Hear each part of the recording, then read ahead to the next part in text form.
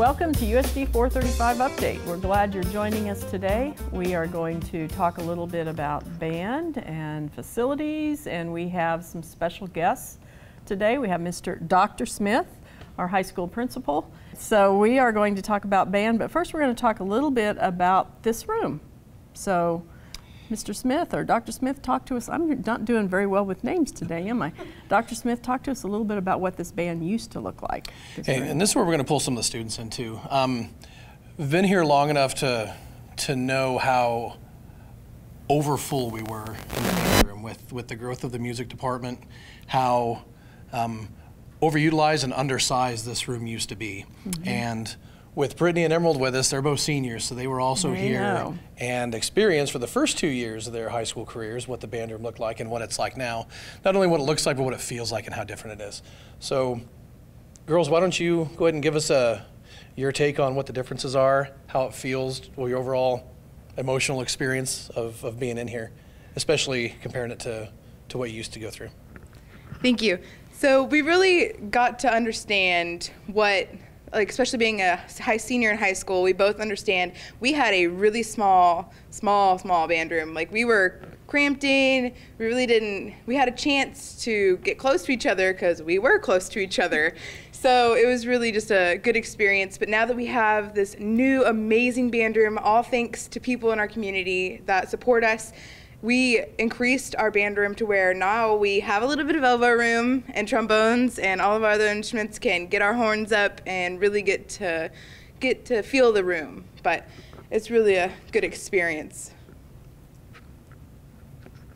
One thing that I like most is you can see, like, behind us there's instrument storage, like lockers. We used to have this little horseshoe-shaped room with 2 doors where we had to fit about 80 some of us in that room all at once in the first 10 minutes of class so we could all get our instruments out, and then the same 10 minutes after class so we could all put our instruments away. And it's a lot nicer to just be able to get our instruments out quickly and efficiently and have more time to play. So Emerald, what instrument do you play?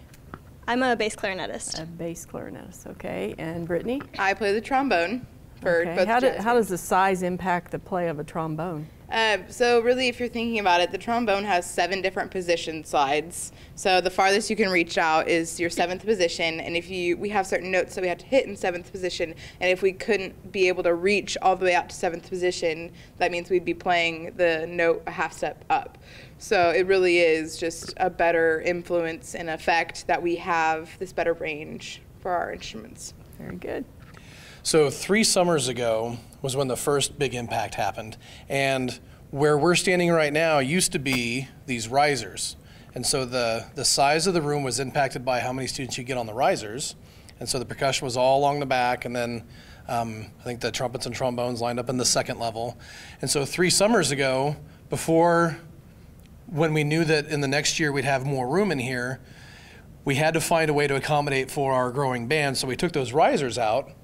So everybody was sitting on a level floor, but we could essentially put more students in here. And so for a year, our students worked through that. Mr. Tompkins helped them work through that. And then it was the following year that the room that we're in now was able to be developed and put together. So when that summer was done, then we have this room. So 2 years ago, we had 121 in band. We're just a tad bit smaller right now. We had a large graduating senior class last year, and so the number shrunk by maybe 5. So we have 116 at this point. So it's still a lot of students to put in the room, but we would not be able to do that in this room from 3 years ago. So facilities-wise, we're in much better shape now. Why don't you talk to us a little bit about what it's like being in the new auditorium? All right, so the new auditorium is amazing. We love the fact that we get to have a bigger space to go, and we can record from up at the catwalk. We took our group picture actually up from the catwalk, and it was just a good experience where we get everybody to where in the old auditorium, when we were cramped, you couldn't see the tubas because they were behind the curtain, and we were all scrunched up there, but we really got to spread out and really be musical with each other. The new auditorium, I feel, is also beneficial to the community because it has more seating, and parents don't have to stand to watch their kids perform in the band or for choir. And I think that's just as impactful as having a bigger stage, because then more students can be in band and more parents have the opportunity to come and watch their students. So talk to us a little bit about the technology, even in this room. What's some of the different technologies? We were talking a little bit ago about the speaker system and how that impacts your learning, and the things that Mr. Tompkins is able to do with that. Yes, indeed. Our speaker system is very new. We just got it a little bit ago, but it's really beneficial to the fact where we can record our music and we can listen to it and go over it and find places in our music to where we thought we messed up or we could do better again. And Mr. Tompkins actually has a speaker set that he can talk to us, but the music will go down a little bit to where we can still hear the music, but we can hear him say, okay, trombones, you're a little too loud here, clarinets, you're a little soft, you can come louder, but we can hear this part and still hear it through the music, which is phenomenal. That's a great way for us to learn.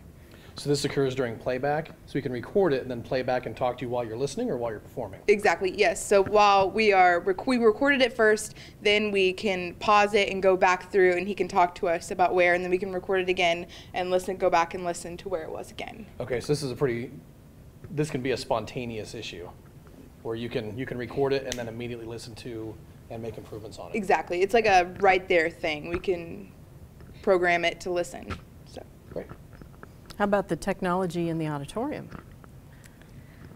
Well, I think the technology in the auditorium is it's just as great, because we can go and we can actually record from the stage. So say we're practicing on the stage for a performance, and if we have a little rough spot, we can also listen to it in there and we can fix it even though we're on the stage. Like in the old auditorium, we didn't have that ability. We couldn't, if we had a rough spot, we just had to go and try and remember it. Okay, very good. All right, so overall, good improvements, and after this break, we're going to talk a little bit about opportunities that band has brought to you young ladies and the rest of the team. So we'll be back right after this advertisement. Are you frustrated with Wi-Fi dead zones in your home? It happens when you don't have Boost, the cutting-edge Wi-Fi solution from Eagle Communications. A Boost-certified Eagle technician maps your home, then installs a dual-band modem and router, plus discrete access points to deliver wall-to-wall Wi-Fi with no dead zones. Boost powers all your family's devices in all the places you love to live. Get Boost. Wi-Fi made simple. Only from Eagle Communications. Call today. At Eagle Communications, we deliver what matters to your business. Our services are fast, reliable, secure, and competitively priced, giving you more value for your hard-earned business dollar. With Eagle Communications, you're not just another number, you're part of our business family. And we deliver peace of mind with local technicians who provide dedicated system monitoring and support. Connect to something better. Call Eagle Communications, and let's talk about what matters to your business.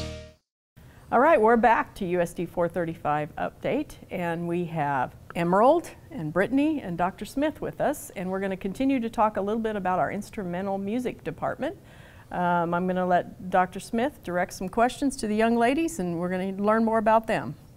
Okay, first thing I'd like for you ladies to talk about is go ahead and restate your names for our viewers, and then talk about what you're going to do after you graduate from Abilene High School. Okay.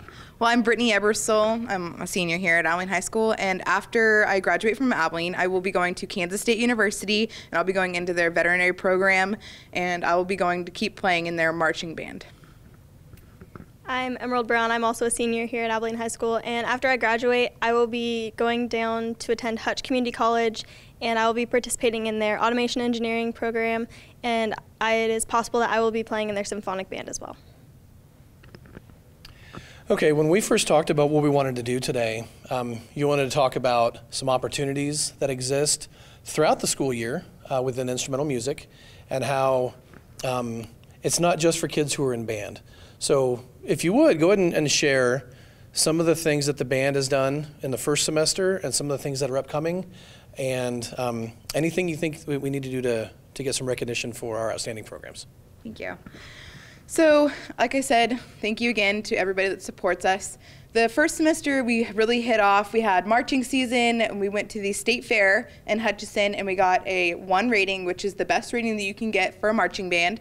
So we went there, we got it, we had a good time all together, and then we also had our auditions for drumline, and we split our concert band and our symphonic band, concert band and wind ensemble, sorry. We split them up, and we go eventually, second semester, we will go to state large ensemble and take both of our groups to see if we can get another excellent rating as well. In November, the first weekend in November, students have the opportunity to audition for District Honor Band. And it's the North Central Kansas District Schools 1A through 6A. And the band is chosen by how well you play a scale, your chromatic scale, a prepared piece, and a sight reading piece. I was lucky enough to earn the second chair bass clarinet spot. And there were, I believe, around 100 students that were chosen out of the 1 through 6A schools to participate in this band. And if you make District Honor Band or Jazz Band, you can go on audition for State Honor Band, which is actually upcoming this Saturday. We get to go on audition. And it's a very tough process. Mr. Tompkins always does a great job at our concerts of pointing out how highly populated these honor bands are with Abilene students. So do you have an idea of what those numbers look like this year? Yet again, for another year in a row, we had the most number of people that actually got chairs and alternates in all of our surrounding league schools. We had the most in the jazz band. We had, I think, 8 out of 7, 8 of ours to 7 other surrounding schools. We had 8 of our students in chairs and alternates. I made second trombone alternate. And then our concert band, we had a high number, but we also had a high number of chairs in that one as well. Okay, so this is an opportunity where every year our program is able to show off how good they are, but it's not a boastful or bragging thing. It's just that we focus on music, and Mr. Tompkins and Mr. Weishauer have done a really good job of developing young musicians. Okay, can you talk a little bit about the ensemble and large band competitions or the events that happen at the state level? Yes.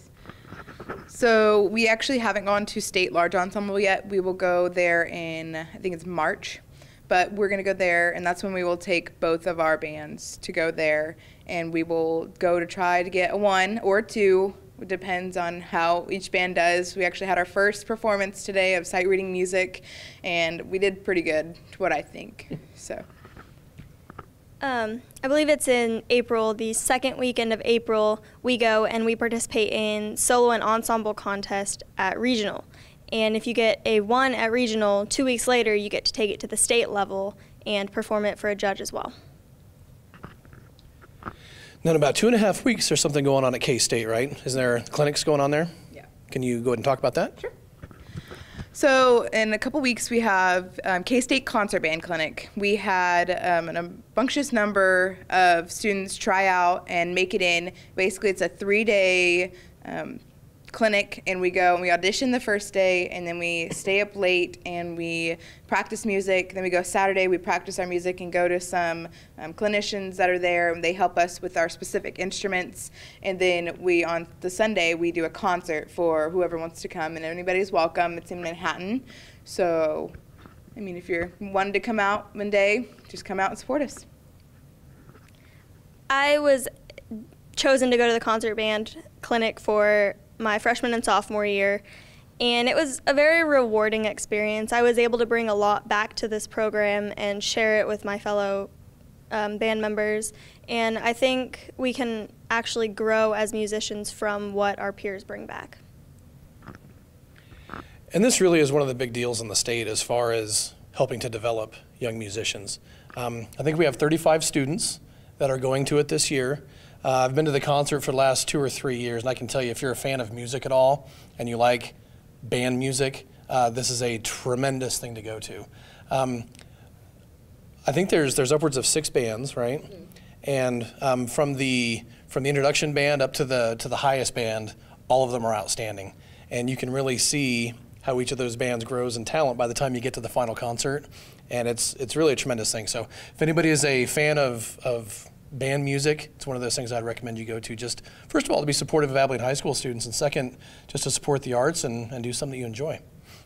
All right, we're coming down to the end of our program, but are there any last thoughts that you, Emerald and Brittany, you'd like to share with the community? Yes. So we have a spring concert on March 13th.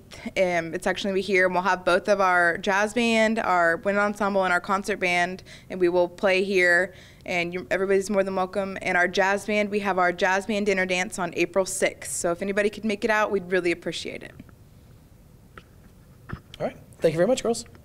All right. And I'd like to thank our band directors and all the things that they have done. They put in tireless hours to make this happen for the kids, and they have a true passion for band and what it does for the young folks here. We were talking before we went on camera about the connection between students who participate in band and engineering. You know, it really helps with your math skills, the music and timing and all of those things.